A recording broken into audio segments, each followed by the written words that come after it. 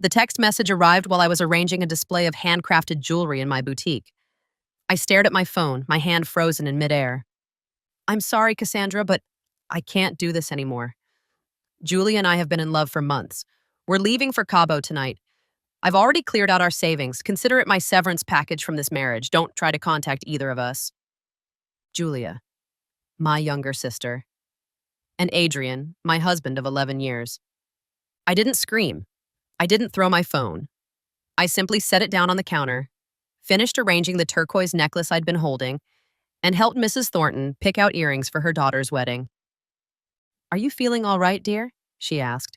You've gone quite pale. Just a slight headache, I assured her with a practiced smile. Nothing serious. What Mrs. Thornton didn't know, what Adrian and Julia didn't know, was that I had suspected something for months. The whispered phone calls that stopped when I entered a room. The work trips that never quite aligned with his company's calendar. My sister's sudden interest in my marriage, asking questions about when Adrian would be home, offering to drop by when I mentioned he was working late. But suspicion is one thing. Confirmation is another. I was 39 when my world collapsed via text message. Adrian was 42. Julia had just turned 28. I locked up the boutique early that day, the closed sign swinging gently against the glass door. My boutique, Cassandra's Collection, was my sanctuary, a business I'd built from nothing while Adrian climbed the corporate ladder at his investment firm. He'd always called it my little hobby shop, despite the fact it had turned profitable in its second year. The walk to my car felt surreal, like I was floating outside my body, watching myself move through motions that should have been shattered by grief. Instead, I felt a strange, icy clarity, the kind that comes when shock protects you from pain that would otherwise cripple you. As I drove home, I called my bank.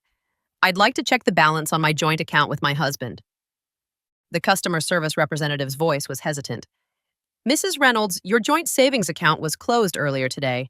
The entire balance was withdrawn. $375,000. Gone. I thanked her politely and hung up. Then I called my lawyer, Amelia.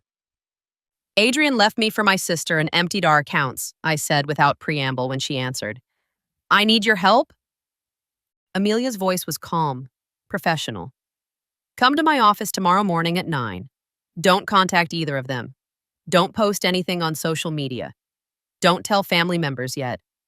Do you have separate accounts he doesn't know about? Yes, I replied. I opened a personal account last year when I first suspected something wasn't right. I've been diverting some of the boutique profits there. Smart woman, she said. How much? About 90,000. Good. That gives us breathing room. Bring all financial documents you have. Property deeds, business records, investment portfolios, tax returns, everything. After hanging up, I walked through our house, my house, technically, inherited from my grandmother. Adrian had pressured me for years to add his name to the deed for simplicity's sake. I'd always found reasons to delay. Our wedding portrait hung in the hallway. Adrian's arm around my waist, his smile confident. Julia standing beside me as my maid of honor, looking up at Adrian with what I now recognized as barely concealed longing. I didn't take the photo down. I didn't throw things or scream or cry. Instead, I poured myself a glass of wine and began collecting documents. The wine was a Cabernet Sauvignon we'd discovered on our 5th anniversary trip to Napa Valley. Adrian had insisted on buying an entire case, declaring it our special occasion wine. I savored each sip now, wondering if I should save the last bottle for the day our divorce was finalized. As I sorted through file cabinets and desk drawers, memories surfaced like debris after a storm. The mortgage documents for the house renovation Adrian had insisted we needed, the kitchen remodel that had cost nearly twice the initial estimate, the insurance policies with Adrian as the primary beneficiary, the investment portfolio statements showing mysterious withdrawals over the past 6 months, small enough not to trigger my immediate concern, but substantial in aggregate. I created 3 piles: documents Amelia would need immediately, papers requiring further review, and items of purely sentimental value. In the 3rd pile, I placed our marriage certificate, now nothing more than an artifact of misplaced trust. My phone buzzed repeatedly that evening with texts from Adrian. Don't make this harder than it needs to be. Julie and I never meant to hurt you. You've been so focused on your shop that you didn't even notice us falling in love. We'll send for my things once we're settled. I should be entitled to half the house since we've lived there our entire marriage. I didn't respond to any of them. Instead, I took screenshots and forwarded them to Amelia. Later, I received a text from Julia. I'm so sorry it happened this way. We tried to fight our feelings, but sometimes love is stronger than loyalty. I hope someday you can forgive us. I took a screenshot of that one too. The night stretched before me, empty and hollow. I ran a bath, adding lavender oil that was supposed to promote calm and relaxation. As I sank into the water, I finally allowed myself to feel not just the betrayal, but the humiliation. How long had people known? How many pitying glances had I missed? How many dinner parties had we attended where others watched the three of us interact, seeing what I had been blind to? The water turned cold, and still I sat there, letting the chill seep into my bones. A fitting physical manifestation of the emotional freeze spreading through me. My parents called around midnight, their voices frantic on speakerphone. Cassandra, Julia just called us from the airport. She says she's moving to Mexico with Adrian. What on earth is happening? I explained the situation calmly, leaving out the part about the emptied accounts. I found out this afternoon. I'm meeting with my lawyer tomorrow. My mother gasped. But surely you can work this out. He's just confused. And Julia, she's always been impulsive. Mom, I said firmly, my husband and sister have been having an affair. They've run off together. There's nothing to work out. But the family, what will people say? Can't you at least try to... I cut her off. I have to go. I'll call you tomorrow after I meet with my lawyer. I hung up before they could respond. My parents had always favored Julia, the pretty one, the vivacious one, the one who needed more guidance.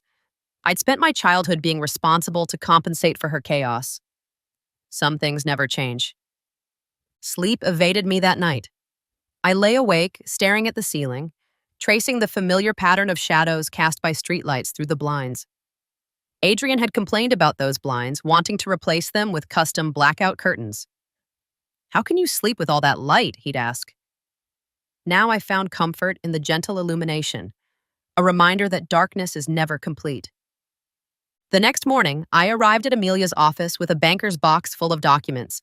She reviewed them with practiced efficiency, her dark-rimmed glasses perched on the end of her nose. The house is solely in your name, which is excellent. The boutique is registered as your separate property established before the marriage. What about retirement accounts? We each have our own. Adrian insisted on keeping them separate because his has a higher return rate. She smiled. His financial arrogance just did you a favor. She tapped her pen against the documents. Here's what we're going to do. We'll file for divorce immediately, citing abandonment and adultery. We'll get a court order freezing any remaining joint assets. We'll document the funds he took and demand restitution. But first, we need to protect what's still yours. Can we win this? I asked, my voice smaller than I intended. Amelia removed her glasses, her gaze direct and unflinching. Cassandra, this isn't about winning. It's about surviving with your assets and dignity intact. And yes, we can absolutely do that. Adrian made a critical error. He acted impulsively, emotionally. We're going to be strategic and methodical. By that afternoon, I had changed the locks on my house, frozen our joint credit cards, removed Adrian from my health insurance, and filed a police report documenting the unauthorized withdrawal from our joint savings. Isn't it authorized if his name is on the account? I had asked Amelia. Technically, yes, she replied. But documenting the withdrawal in conjunction with abandonment helps establish a pattern of financial misconduct. Trust me. When I got home that evening, there was a voicemail from Adrian. His voice was tight with anger. What the hell, Cassandra? Our credit cards aren't working, and the bank says there's a freeze on my account. Are you really going to be this petty? You know I deserve half of everything. Call me back immediately. I forwarded the voicemail to Amelia and went to bed early, exhausted by the day's events, but oddly at peace with the first steps of my counterattack. The following day, I opened the boutique as usual. My assistant manager, Tessa, watched me with concern. Are you sure you should be here? She asked gently. I can handle things if you need time. I need normalcy, I replied, arranging a display of handmade scarves. Besides, this place is more mine than anything else in my life right now. Throughout the day, regular customers trickled in, some clearly having heard rumors, their eyes filled with questions they were too polite to ask. I maintained my professional demeanor, discussing jewelry preferences and gift options as if my personal life hadn't imploded less than 48 hours earlier. During a quiet moment, I retreated to my small office and reviewed the boutique's finances. The business had been steadily growing, with the online store showing particular promise. I had been considering expanding to a second location, a plan Adrian had dismissed as unnecessarily risky. Now, with my marriage disintegrating, the prospect of growth felt less like a risk and more like salvation. 3 days later, Adrian and Julia returned from Cabo. Their tropical getaway had been cut short when they discovered that the credit cards Adrian had planned to use were no longer valid. Adrian's mother called me, her voice shrill with indignation. "Cassandra, what are you doing to my son? He tells me you've frozen all his accounts and locked him out of his own home." "It's not his home, Vivian. The house belongs to me. As for the accounts, he emptied our savings before leaving. I'm simply protecting what's left." "He said you've been cold and distant for years. He said you care more about that little shop of yours than your marriage. Julia has been a comfort to him while you've been neglecting—" "Vivian," I interrupted, my voice steady. "Your son left me for my sister and stole our savings. I suggest you get his version of events directly from him. Goodbye." I hung up and blocked her number. That afternoon, I received an email from Adrian's lawyer requesting a meeting to discuss an equitable distribution of marital assets. I forwarded it to Amelia without comment. 2 weeks later, we met in Amelia's conference room. Adrian looked tanned but tired, his lawyer beside him with a portfolio of documents. Julia wasn't present. "Let's be reasonable about this," Adrian's lawyer began. "My client is willing to allow Mrs. Reynolds to retain ownership of her boutique business if she agrees to surrender her claim to their marital home and investment portfolio." Amelia raised an eyebrow. "The home that was inherited by my client before the marriage and is solely in her name? The investment portfolio that Mr. Reynolds emptied before absconding with his sister-in-law?" Adrian leaned forward. "Cassandra, don't be difficult. You know I put work into that house. I paid for renovations, maintenance, using funds from our joint account," I said quietly. "An account you emptied. That money was mostly from my salary." "Was it?" Amelia opened a folder. "According to these tax returns, Mrs. Reynolds' business has generated equal or greater income than your salary for the past 5 years. Furthermore, we have documentation of separate property agreements for both the house and business." Adrian's face flushed. "This is ridiculous. We were married. What's mine is yours and what's yours is mine." "Except when you decided to take everything and leave nothing," I replied. His lawyer cleared his throat. "Perhaps we could discuss a more reasonable—" "What would be reasonable," Amelia interjected, "is for your client to return the $375,000 he withdrew without notice, plus compensate my client for legal fees necessitated by his actions." Adrian slammed his hand on the table. "I'm entitled to that money. I earned it during our marriage." "So did she," Amelia replied mildly. "Yet, you took it all." The meeting ended without resolution. Outside the office, Adrian grabbed my arm as I walked to my car. "You're being vindictive," he hissed. "Julia and I made a mistake in how we handled things, but we're in love. Can't you just accept that and move on?" I removed his hand from my arm. "Where's Julia now?" He looked away. "She's staying with friends until we get this sorted out." "Not with you?" "My temporary apartment is small. We thought it would be better to give each other space until the legal issues are resolved." I simply nodded and walked away, the first hint of their paradise lost giving me no satisfaction, only confirmation of what I'd already suspected. Their great love story was already showing cracks under pressure. That night, as I walked through my too-empty house, I found myself in Adrian's closet, running my hands over the expensive suits he'd left behind. Each one represented a milestone. The charcoal gray for partner meetings, the navy blue for client dinners, the black for formal events. I remembered adjusting his ties, brushing lint from his shoulders, playing the role of the supportive wife. I called a local women's shelter the next day and arranged to donate his entire wardrobe. Let someone else benefit from the trappings of his success. The legal proceedings dragged on for months. Adrian fought every motion, contested every claim, demanded half the value of my business despite documentation proving it was separate property. Each maneuver cost him more in legal fees. Fees he was struggling to pay since most of the money he'd taken had apparently been spent on their truncated luxury vacation, a leased sports car, and an unsuccessful attempt to day trade his way to quick profits. Meanwhile, I focused on my boutique, expanding the online store and securing a partnership with local artisans that increased profits by 30%. I maintained detailed records of every business transaction, separating personal and business expenses with meticulous precision. In the quiet evenings, I began to rediscover parts of myself that had been subsumed by marriage. I enrolled in a ceramics class I'd always been interested in, but had abandoned when Adrian complained about the clay dust I tracked into the house. I reconnected with college friends who had gradually disappeared from our social circle when Adrian deemed them too bohemian for his corporate image. Slowly, like tender shoots after a forest fire, a new life began to emerge from the ashes of my marriage. 6 months after Adrian's text message, I received an unexpected visitor at the boutique. Julia stood hesitantly at the entrance, looking thinner than I remembered, dark circles under her eyes. "Can we talk?" she asked quietly. I gestured to the small office at the back of the store. Once inside, I sat behind my desk and waited. She fidgeted with her purse strap.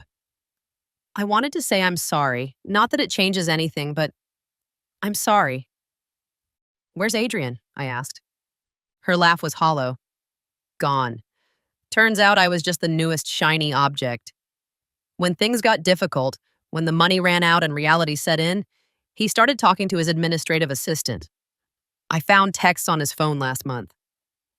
I felt no satisfaction, no vindication, just a profound weariness. Why are you telling me this?" "Because you deserve to know you were right." She looked up, her eyes wet. "And because I'm moving to Portland. I've been offered a job there. I wanted to see you before I left, to tell you face to face how sorry I am." "Does Mom know?" She nodded. "They're still hoping we can be a family again someday." "We can't." "I know." She stood to leave, then hesitated. "He never appreciated what he had with you, Cassandra. He complained constantly that you were too independent, too focused on your business. He couldn't stand that you didn't need him the way he wanted to be needed." As she reached for the door handle, she turned back one last time. "For what it's worth, I always admired that about you, your self-sufficiency. I think I was jealous of it. I thought being with Adrian might somehow transfer that quality to me. Pretty stupid, huh?" After she left, I sat for a long time staring at nothing. Then I returned to the sales floor and helped a young woman pick out her first professional jewelry set for job interviews. "Something that says, 'I'm confident and know my worth,'" she requested. I knew exactly what to show her. That evening, as I locked up the store, a sense of closure washed over me. Julia's visit had closed one chapter, allowing me to fully turn the page. I no longer carried the weight of questions. Why him? Why her? Why us? Those answers, incomplete as they were, would have to be enough. I drove home through light rain, the streets slick and reflective under streetlights. In my driveway, I sat for a moment watching raindrops trace patterns on the windshield, merging and separating in unpredictable ways, much like the relationships that shape our lives. Inside, I opened a bottle of wine, not the special occasion Cabernet, but a new varietal I'd discovered on my own. As I sipped it, I reviewed plans for the boutique's expansion. The business loan application was nearly complete, my financial projections solid and conservative. Adrian had always insisted I was too cautious with business investments. Now that caution was my greatest asset. The final divorce hearing took place exactly 1 year after Adrian's text message. He appeared without his lawyer, who had withdrawn from the case after Adrian failed to pay his fees. "I can't afford another attorney," he told the judge. "My ex-wife has dragged this process out deliberately to drain my resources." The judge reviewed the case file. Mr. Reynolds, according to these records, you initiated multiple unsuccessful motions that prolonged these proceedings. You also failed to comply with court orders to provide documentation of the funds withdrawn from joint accounts. Adrian shifted uncomfortably. That money is gone. Investments that didn't work out. Investments or a vacation to Cabo San Lucas with your wife's sister. Adrian had no response. The judge's ruling was decisive. I retained full ownership of my house and business. Adrian was ordered to repay the withdrawn savings, less his legitimate portion of Marshall assets, through monthly payments that would take him 15 years to complete. Outside the courthouse, Adrian approached me one last time. You've destroyed me, he said bitterly. I'm living in a studio apartment. My credit is ruined. I had to take a demotion at work because of the stress of this divorce. I looked at him, really looked at him, for the first time in months. His designer clothes had been replaced with off-the-rack basics. His confident posture had given way to a defeated slouch. You destroyed yourself, Adrian. I just refuse to let you destroy me too. As I walked away, my phone buzzed with a notification from my boutique manager. Our application for a small business expansion loan had been approved. We could now open a second location. The symmetry wasn't lost on me. As one door closed permanently, another opened. I had survived not just intact, but stronger. That weekend, I invited Amelia to dinner to celebrate both the divorce finalization and the business loan. To your future, she toasted, raising her glass. And to strategic thinking, I replied, clinking my glass against hers. You know, she said, setting her wine down, in my 23 years of practicing family law, I've never seen someone handle betrayal with such dignity and determination. Most clients either collapse or become consumed with vengeance. You just got better. I had good counsel, I acknowledged, and a strong motivation not to let them win twice. First with their betrayal, then with my destruction. Have you heard from Julia since her visit to the boutique? I shook my head. No, and I don't expect to. Some bridges can't be rebuilt. And Adrian?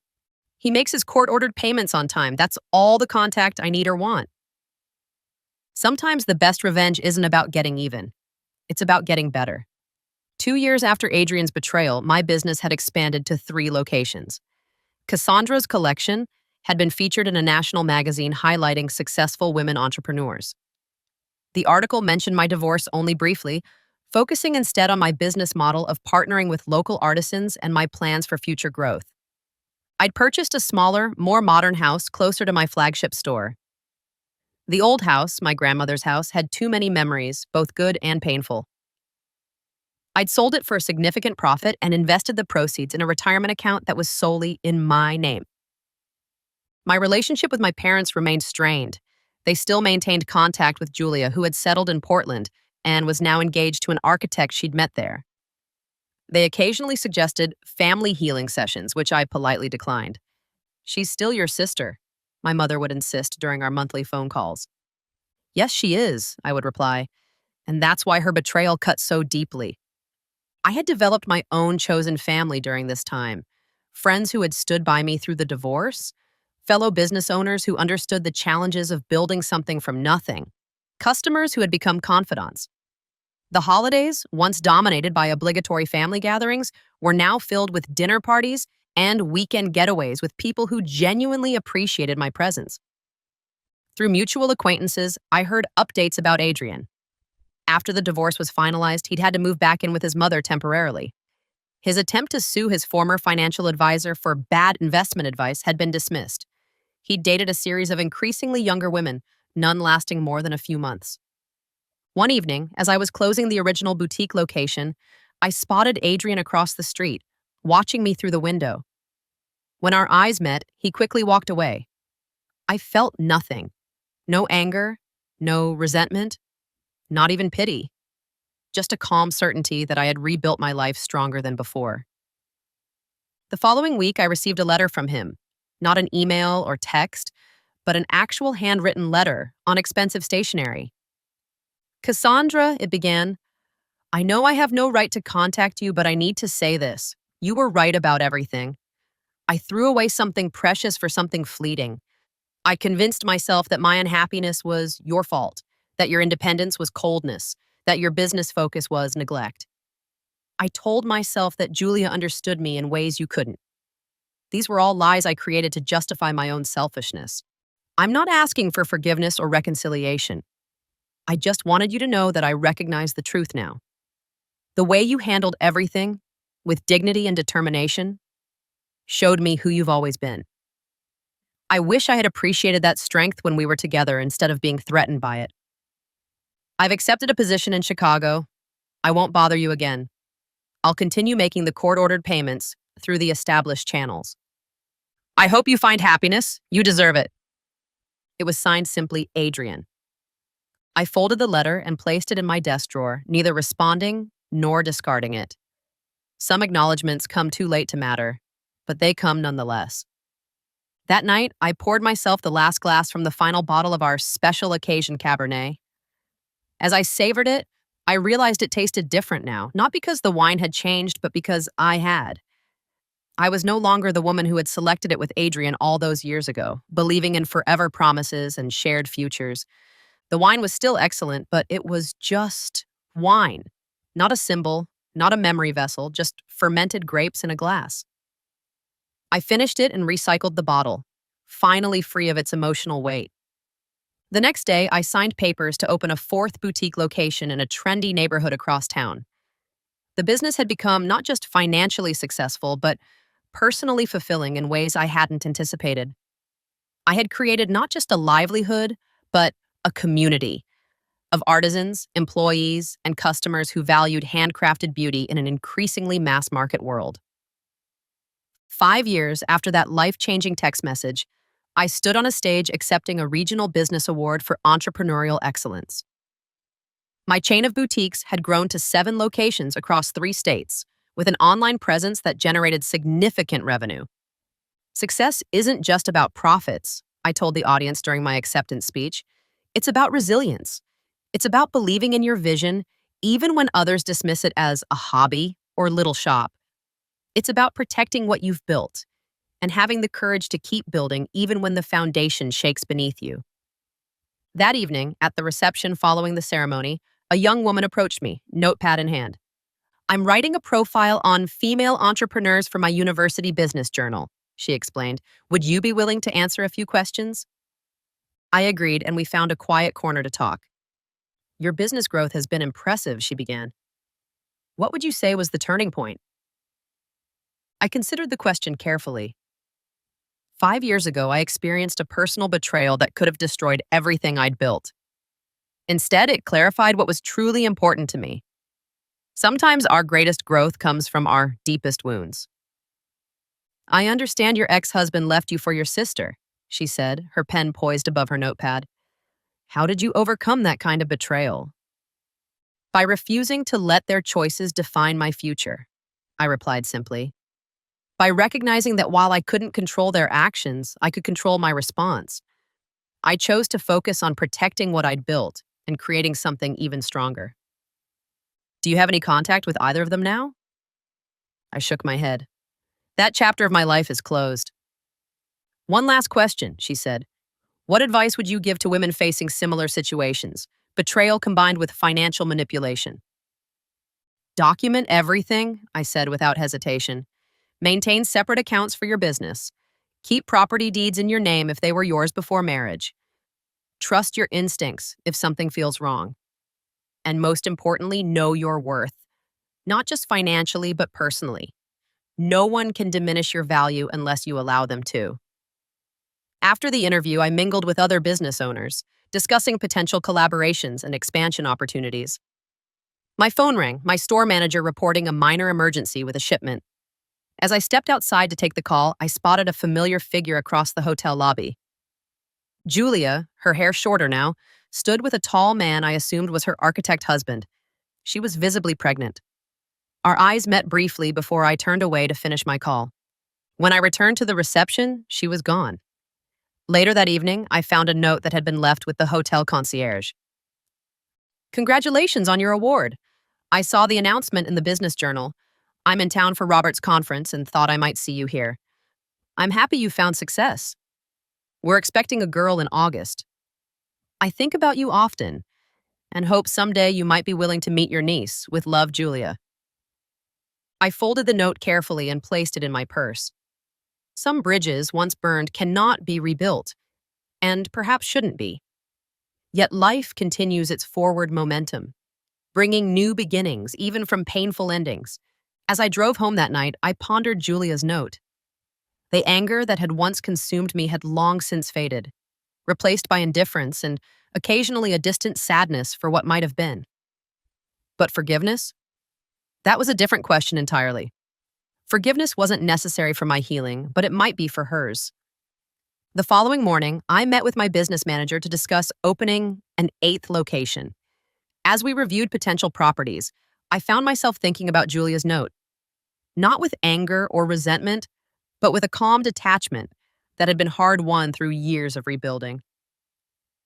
"Are you all right?" my manager asked, noticing my momentary distraction.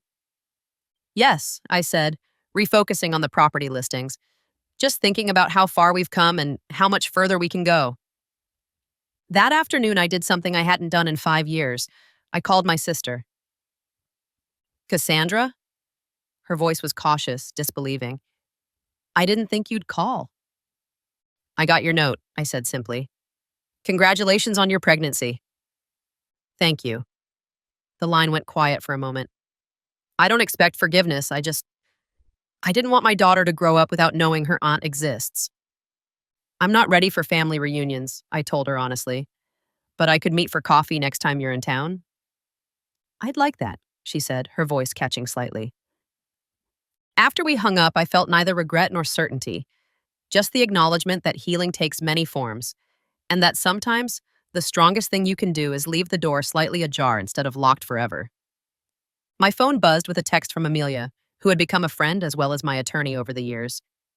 "Saw your acceptance speech online? So proud of you. Remember when you walked into my office 5 years ago? Look at you now." I smiled as I typed my response. Best revenge is living well. Because in the end, that's what it was. Not revenge in the traditional sense of causing pain to those who hurt me, but the profound satisfaction of proving them wrong about what I could accomplish on my own.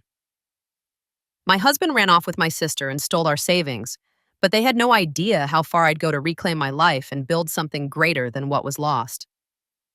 That evening, I hosted a dinner party for my boutique managers from all 7 locations.